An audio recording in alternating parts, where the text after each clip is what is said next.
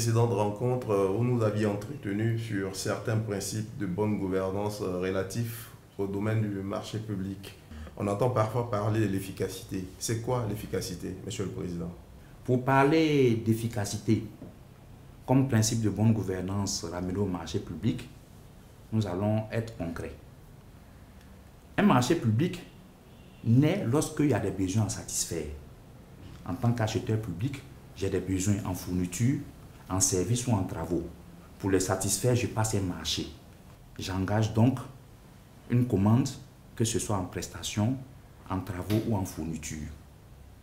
La bonne et la juste satisfaction de ces besoins-là que j'ai déterminés est ce qui me permet de dire c'est efficace.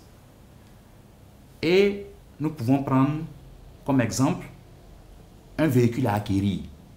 Ça semble banal, mais je suppose que M. Conan soit directeur général, tandis que M. Kosonou est directeur technique et donc maître d'œuvre public. Vous verrez que le choix du véhicule n'est pas le même et que l'efficacité de la commande publique est importante.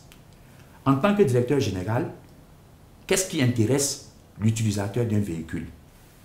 M. Conan va être préoccupé en tant que directeur général d'un véhicule qui a des caractéristiques.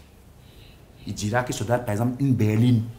Il est évident qu'un pick-up ne peut pas lui convenir, ni un cabriolet qui n'a que 2 portières.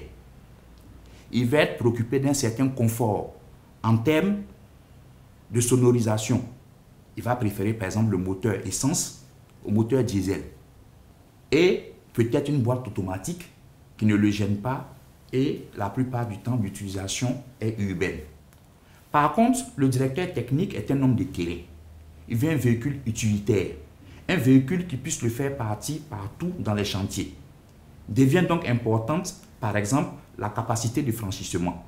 S'il y a des écueils, s'il y a des obstacles, s'il y a des cours d'eau à traverser, le véhicule doit être performant. Il va opter donc pour une 4x4. Un véhicule qui a une bonne garde au sol, qui a une bonne capacité de franchissement et qui, par exemple, a un moteur à énergie diesel permettant de tourner pendant longtemps. Et un coffre d'une bonne capacité. Donc, une dépense efficace en termes d'acquisition de véhicules n'est pas la même chose pour un directeur technique par rapport à ses attributions, à ses missions, qu'un directeur général par rapport à ses attributions et ses missions. Donc, par rapport aux besoins à satisfaire, par rapport à la qualité de l'utilisateur, vous voyez que cette efficacité de la commande publique peut changer. Il est donc important, pour que la dépense soit efficace, quand vous pensez investissement, à penser fonctionnement, à penser exploitation, à penser pérennisation de l'acquis. Et quand les deux vont ensemble, c'est efficace. Le deuxième élément, nous pouvons prendre l'exemple en termes de construction. Je suppose que Mme Akpa, que nous allons pour la circonstance placer à Grand Bassam, en bordure de mer, doit réaliser une école. Mais cette école n'est pas la même chose que pour Mme Coulibaly, dans le nord. L'efficacité fait qu'il y a des choses qui divergent. Au niveau du sud, au niveau de Mme Akpa, qui est en bordure de mer à Grand Bassam, vous avez l'air marais. Au quotidien, le sel attaque tous les éléments. Et tout cela, il faut en tenir compte. Si cette école-là, dans sa construction, a beaucoup d'éléments en fer, les portes en fer, les fenêtres en fer, etc., vous êtes sûr qu'avec la présence de la mer et donc du sel marin qui vient chaque jour, au bout d'une année, 2 années, tout va se détériorer. Et du coup, l'investissement est perdu. Mais cette préoccupation n'est pas la même pour Mme Coulibaly qui au nord n'a pas cette contrainte-là. Elle peut donc très bien faire des portes en fer, des fenêtres en fer et voir que l'investissement est là, il est efficace. Néanmoins, elle a d'autres contraintes. Si par exemple, elle prend du bois, il faut songer qu'avec l'harmattan, cette terre-là peut déformer le bois et au bout d'un certain moment, elle a un autre problème que l'autre aussi n'a pas et vice-versa.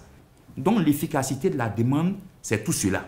En résumé, une dépense, une commande publique, un marché public qui doit être réalisé selon le principe de bonne gouvernance et l'efficacité doit bien cibler les résultats attendus, les objectifs à satisfaire et voir tout ce qu'il faut comme élément pour concourir à leur bonne réalisation dans la meilleure utilisation des deniers publics en offrant toujours le meilleur rapport en termes de passation du contrat, qualité, coût, délai, mais aussi, lorsqu'il a acquis, voir tout ce qui concourt à sa bonne exploitation, à un bon fonctionnement et à une bonne pérennisation de cet acquis-là. Donc voici en quelques mots, c'est quoi l'efficacité ramenée au marché public en termes de bonne gouvernance. En tout cas, merci encore pour votre disponibilité. Merci aussi à vos collaborateurs. C'est devenu désormais une habitude. À chaque fois que nous avons des inquiétudes en ce qui concerne tout ce qui est relatif au marché public, nous passons vous voir. C'est sûr qu'on reviendra taper encore à la porte de l'ARNP pour avoir d'autres éclaircies sur certains sujets qui nous tracasseraient.